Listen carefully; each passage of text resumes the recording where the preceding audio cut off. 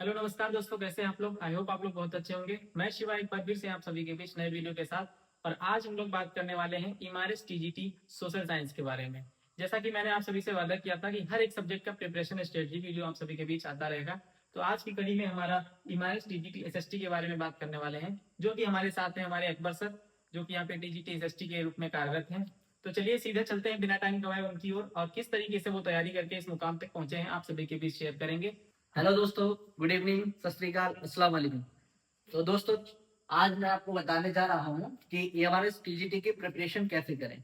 मैं इसको आगे बढ़ाने से पहले अपने परिचय को बताना चाहूंगा कि मैं अकबर अली मेरा नाम है और मैं टीजीटी एसएसटी के पद पर एमआरएस सुकमा में कार्यरत हूँ। और मैंने ये जर्नी ये सफलता कैसे पाई उसकी एक एक कड़ी पर मैं आपसे चर्चा करूंगा। और इस सब के लिए आप मेरे साथ जुड़े रहिए एमआरएस वाले शिवा सर यूट्यूब चैनल पर। और हम इसमें आपको सारी चीजों के बारे में डिस्कस करेंगे कि एग्जाम पैटर्न क्या रहने वाला है, आपका सिलेबस क्या रहेगा, और इसको लेकर के हमारे द्वारा स्ट्रेटजी क्या रहेगी, और जॉब प्रोफाइल क्या रहेगी, और सबसे इंपॉर्टेंट चीज इस पर भी हम बात करेंगे कि सैलरी क्या रहेगी। ठीक है, तो सबसे पहले मैं आपको बताने वाला हूँ कि मैं केवल आपको ईएमआरएस टीजीटी के बारे में ही नहीं बता रहा हूँ। आप ईएमआरएस टीजीटी के अलावा NBS TGT, D triple S V और केबीएस, आप इन एग्जाम को भी इसके साथ टैकल कर सकते हैं। ठीक है, तो आप मेरे साथ जुड़े रहिए, मैं आपको बताता हूँ कि इसका एग्जाम पैटर्न क्या रहने वाला है। ठीक है, तो सबसे पहले चलते हैं इसके एग्जाम पैटर्न पर। तो सबसे पहले आपको ये समझना होगा कि इसका एग्जाम पैटर्न में क्या क्या रहता है। तो इसमें टोटल जो है 150 क्वेश्चन रहते हैं। ठीक है, और जो एग्जाम ड्यूरेशन रहता है वो 180 मिनट्स का रहता है, यानी 3 घंटे का। और इसमें कितने सेक्शन रहते हैं हम एक एक सेक्शन पे आपसे विस्तार से चर्चा करेंगे। जैसे कि आप जब भी आएंगे तो सेक्शन 1 में जनरल अवेयरनेस आपको देखने को मिलेगा, जहां पर आपको जीएस जीके जीएस जो नॉर्मली रहता है, और करंट अफेयर। यहाँ पर आपको 10 क्वेश्चन देखने को मिलेंगे जो आपके 10 मार्क्स के रहेंगे। आप पार्ट सेकेंड में आएंगे जहां आपको देखने को मिलेगा रीजनिंग एलिजिबिलिटी। ठीक है, और रीजनिंग एबिलिटी में 10 क्वेश्चन रहेंगे और 10 मार्क्स से रहेंगे। आप किसी भी बुक को उठा के इसको आसानी से कर लेंगे, बहुत सिंपल रहते हैं। उसके बाद आपका आता है नॉलेज ऑफ आईसीटी, यानी आपका कंप्यूटर कंप्यूटर को लेकर के, आईसीटी को लेकर के क्या नॉलेज है, उसको लेकर के 10 क्वेश्चन 10 मार्क्स में रहेंगे। ठीक है, इसके बाद पार्ट 4 आता है टीचिंग एप्टीट्यूड। इसमें आपका टीचिंग जो स्किल्स है उनके बारे में आपसे 10 क्वेश्चन पूछा जाएगा, जो कि 10 नंबर का रहेगा। ठीक है, इसके बाद हम चलते हैं अगले सेक्शन पर, जिसमें आपका रहेगा सब्जेक्ट। तो जो आप एसएसटी की तैयारी कर रहे हैं तो यहाँ पर आपको 80 क्वेश्चन देखने को मिलेंगे अपने सब्जेक्ट के। ठीक है, जो कि 80 नंबर में रहेगा। तो हमारे एसएसटी में जो मेजर 4 सब्जेक्ट रहते हैं वो रहते हैं आपका हिस्ट्री, जियोग्राफी, इकोनॉमिक्स और पॉलिटिकल साइंस। तो आप ऐसे मान के चलिए कि इन जो चारों मेजर सब्जेक्ट हैं इनसे आपको 20-20 क्वेश्चन देखने को मिलेंगे। ऐसा पूरी तरह निर्धारित नहीं है, लेकिन ऐसा हम मान के चलते हैं कि लगभग 20-20 क्वेश्चन हर सेक्शन से हमको देखने को मिलेंगे। और इस प्रकार से ये जो पेपर हमारा रहेगा, सब्जेक्ट नॉलेज रहेगा, ये 80 क्वेश्चन 80 नंबर का रहेगा। ठीक है, तो यहां तक का जितना मैंने आपके साथ डिस्कस किया, 10, 20, 30, 40 और ये 80, 120 नंबर, ये जो 120 नंबर है इसी पर आपके पेपर का जो मेरिट है वो डिसाइड होता है। इस 120 नंबर के आधार पर ही आपका चयन होगा। लेकिन इसमें भले ही आपके 120 में अगर 115 भी नंबर है और इससे अगले आने वाला सेक्शन है, अगर आप उसमें पास नहीं होते हैं तो आप इसमें क्वालिफाई नहीं माने जाएंगे। तो वो कौन सा सेक्शन है, तो हम उस पर चलते हैं। ये है आपका पार्ट 6, जिसमें है आपका लैंग्वेज। और लैंग्वेज कौन कौन सा है, तो सबसे पहले आपका जनरल हिंदी, उसके बाद है आपका इंग्लिश और रीजनल लैंग्वेज। ठीक है, ये आपका 10-10 नंबर का रहेगा। जनरल हिंदी 10 नंबर का, 10 नंबर का इंग्लिश रहेगा और 10 नंबर का रीजनल लैंग्वेज रहेगा। इसमें ये शर्त होता है, इसके आधार पर आपको कोई भी मेरिट डिसाइड नहीं होता है। इसमें सिर्फ आपको 40% मार्क्स लाने होते हैं, यानी आपको हर सब्जेक्ट में 10 में से केवल 4 अंक लाने होते हैं। आप अगर तीनों लैंग्वेज की बात करें तो आपको ओवरऑल 12 नंबर ही लेकर आने हैं। ये कोई कठिन काम नहीं है। और विशेषकर उत्तर भारत के लड़कों के लिए, स्टूडेंट्स के लिए बहुत आसानी रहेगा कि उनके लिए जनरल हिंदी और रीजनल लैंग्वेज दोनों में वो हिंदी को सिलेक्ट कर सकते हैं। उनके पास एक अपॉर्चुनिटी रहेगी ये कि वो रीजनल लैंग्वेज में भी हिंदी को सिलेक्ट कर सकते हैं, यहाँ तो जनरल हिंदी रहेगा ही रहेगा। तो ये है इसका एग्जाम पैटर्न।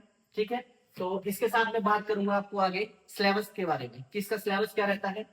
ठीक है दोस्तों, तो मैं आपको बताता हूँ इसके सिलेबस के बारे में कि क्या इसका सिलेबस है, और मैं एक एक सब्जेक्ट के बारे में आपको ब्रीफ में बताते हुए चलता हूँ। बाकी आप लोग वेबसाइट से इसका पूरा जो सिलेबस है उसको डाउनलोड करके आप देख सकते हैं। ठीक है, तो मैं आपको ये बता दूं कि देखिए, आप किसी भी एग्जाम को अगर टारगेट कर रहे हैं तो उसका बेसिक जो है वो है एनसीईआरटी। तो आप अगर टीजीटी एसएसटी क्वालिफाई करना चाहते हैं तो सबसे पहले आप अपनी एनसीईआरटी पे काम करिए। और वो एनसीईआरटी कौन सी रहेगी मैं आपको बताता चलूंगा। जैसे कि आप सिलेबस देखेंगे तब आपको पता चल जाएगा कि किस एनसीईआरटी से कवर हो जाएगा। तो आप हिस्ट्री में देखेंगे तो यहाँ पर आपको देखने को मिलेगा कंटेम्प्रेरी वर्ल्ड और French revolution, revolt of 1857, Indian freedom struggle, Russian revolution, rise of socialism, rise of fascist forces, और दोनों जो वर्ल्ड वॉर में उनके बारे में और यूएन के बारे में। तो अगर मैं ये बात करूं कि ये कहाँ से कंप्लीट करेंगे, सर आपका ये सवाल होगा कि सर ये आपने सिलेबस के बारे में तो बता दिया, लेकिन सर इसको कौन सी एनसीईआरटी से हम कवर करें।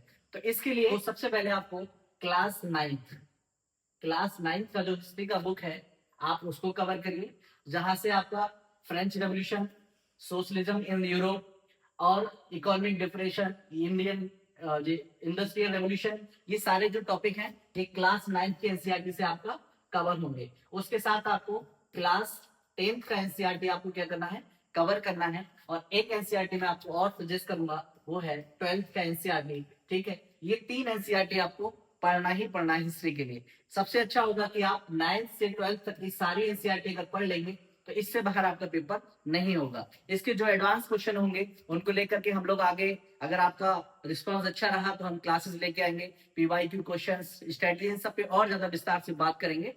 ठीक है, इसके साथ हम चलते हैं।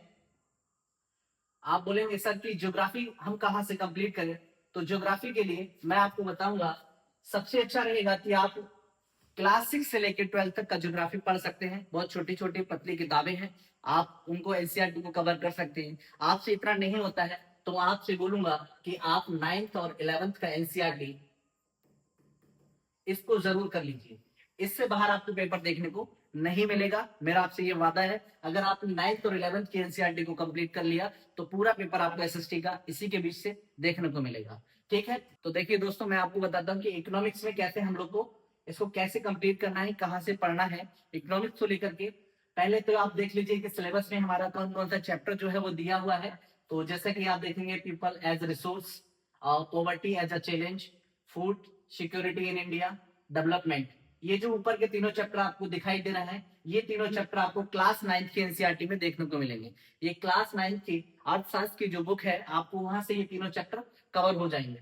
इसके साथ आप नीचे देखेंगे तो ये है डेवलपमेंट, ये आपको क्लास 10th की एनसीईआरटी का पहला ही चैप्टर है, आप इसको देख लेंगे, वहां से कंप्लीट हो जाएगा। और सेक्टर्स ऑफ इकोनॉमी, ये भी क्लास 10th का है। मनी एंड क्रेडिट, ये भी क्लास 10th में है। तो ओवरऑल मैं आपसे ये बोलूंगा कि आप अगर इकोनॉमिक्स के लिए अगर तैयारी करेंगे तो आप सिर्फ क्लास 9th और 10th की एनसीईआरटी को उठा के एक बार में पूरा कंप्लीट कर दीजिए। इसके बाहर आपको क्वेश्चंस बहुत कम देखने को मिलेंगे। इवन अगर क्वेश्चन देखने को भी मिलेंगे तो करंट अफेयर से जुड़े हुए सिंपल से क्वेश्चन आपको देखने को मिलेंगे। ठीक है, इसके अलावा हम चलते हैं सिविक्स को लेकर के।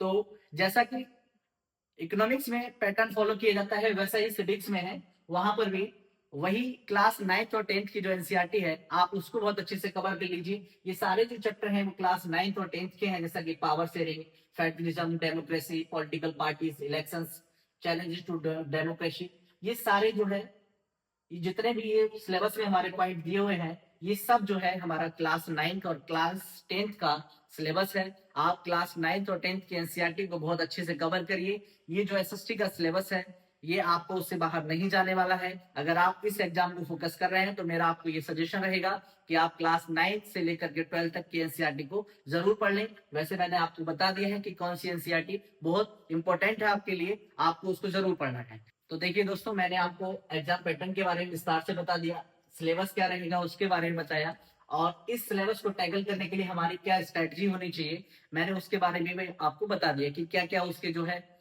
सोर्स रहेंगे, कहाँ से हमको इसको कंप्लीट करना है। ठीक है, अब बात करते हैं जॉब प्रोफाइल की। आप सब उसको जानने के लिए बहुत ही उत्सुक होंगे कि ईएमआरएस में जॉब कैसा रहता है। तो आप जानते ही हैं कि गवर्नमेंट टीचर का जॉब कैसा रहता है। हमारा स्कूल जो है 7:15 से शुरू होता है और 1:40 पे जो है हमारा छुट्टी हो जाता है। और उसके अलावा हम लोग को रेमेडियल क्लास लेना रहता है। बाकी जॉब प्रोफाइल बहुत अच्छा है और कोई दिक्कत नहीं है। यहाँ पे आपको 2 BHK फ्लैट भी रहने को मिलता है, तो आवास की कोई दिक्कत नहीं है, आपको सारे संसाधन आपको यहाँ मिलते हैं। तो आप ये पूछे अगर मुझसे कम शब्दों में कि जॉब प्रोफाइल तो बहुत अच्छी है, इसके लिए मेरे पास और कोई जवाब नहीं है, मैं यही बोलूंगा कि बहुत अच्छी है। और इसके बाद हम आते हैं सैलरी। इसको हर किसी को बेसब्री से इंतजार रहता है कि आप किसी भी जॉब में जा रहे हैं तो आपका क्या मकसद है। तो एक तो सबका अपना एक इच्छा रहता है और एक सैलरी, कि उसमें सैलरी क्या रहता है। तो मैं बताऊंगा कि अगर आप टीजीटी बनना चाहते हैं और अगर आप टीजीटी में जा रहे हैं तो यहाँ पे आपके लिए खूब सारा पैसा मिलने वाला है। आप ये मान के चलिए कि आपके पास इतना पैसा आपको पर मंथ आपके लिए मिलेगा और ये एक अच्छा अमाउंट है। और इसमें आप जानते हैं टीचर के लिए कितना भारी भरकम काम करना पड़ता है, इसके लिए आपको बहुत अच्छा पैसा सरकार देती है और आप इस सर्विस में आइए, ईमानदारी से काम करिए। और देखिए इस सब के बाद में मैं आपको बताऊंगा कि वो कौन से 3 स्टेप रहेंगे जिनको आप फॉलो करके इस एग्जाम को क्वालिफाई कर सकते हैं। तो सबसे पहले आपको क्या करना है, मैंने जो सिलेबस बताया है आप उस सिलेबस को कंप्लीट करिए। सिलेबस के साथ साथ आपको क्या करना है कि पीवाईक्यू को आप सॉल्व करिए। आप बोलेंगे सर ईएमआरएस का तो एक ही एग्जाम हुआ है, तो पीवाईक्यू कैसे सॉल्व करें। तो आप इसके लिए DSSS, एनबीएस, केबीएस और इवन पिछली बार जो ईएमआरएस हुआ है उसके जितने भी क्वेश्चंस पूछे गए हैं आप उनको उठा के लगा दीजिए एक बार में। सोर्स का रहेगा तो आप यूथ पब्लिकेशन का बुक आता है, आप उसको उठा करके उसके सारे क्वेश्चन एक बार में आप लगा दीजिए, आपका पेपर बाहर नहीं होगा। लास्ट स्टेप आपका रहेगा इसमें एमसीक्यू। ठीक है, यानी ये जो एमसीक्यू कोई भी आप चाहे इवन टेक्स्ट बुक है या जो भी अभी जो टेस्ट के इतने सारे प्लेटफॉर्म है आप किसी पर जो है लगातार इसका मॉक लगाइए, इसके मॉक टेस्ट सॉल्व करिए। ठीक है, जिससे क्या रहेगा आपको एग्जाम की जो अवस्था रहती है उसके बारे में अच्छे से आपको पता चलेगा। ठीक है, और इन सब के बारे में मैं आपको बताना ये भूल गया था कि आप लोग भी मुझे समझ रहे होंगे कि ये कौन बंदा आके पढ़ाने लग रहा है। तो देखिए मैं ऑलरेडी इस जॉब में आने से पहले 3 जॉब पर रिजाइन देके आया हूँ, ये मेरा चौथा जॉब है। इससे पहले मैं उत्तर प्रदेश में लेखपाल के पद पर कार्यरत था।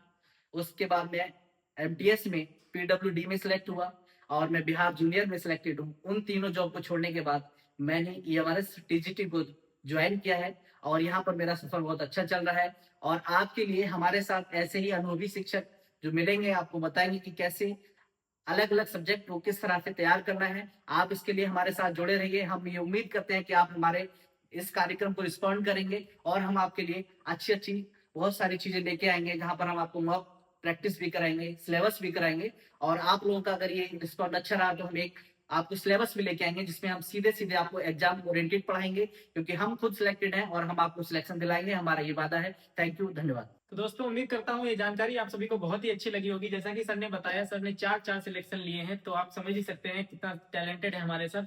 और सर का साथ बना रहा और आप लोगों का प्यार बना रहा, तो इस चैनल पर बहुत ही अच्छी क्लासेस आप सभी के बीच आने वाली हैं। तो जैसे ही आप सभी के बीच नोटिफिकेशन आ जाएगा, आप सभी के लिए कंटेंट तैयार करना हूँ मैं इस टाइम, और वो सभी क्लासेस आप सभी के बीच आ जाएंगी। तो दोस्तों अगर किसी भी प्रकार का कोई भी डाउट है आप लोग कमेंट बॉक्स में पूछ सकते हैं। तो फिर से मिलते हैं एक नए वीडियो के साथ, तब तक के लिए नमस्कार, धन्यवाद।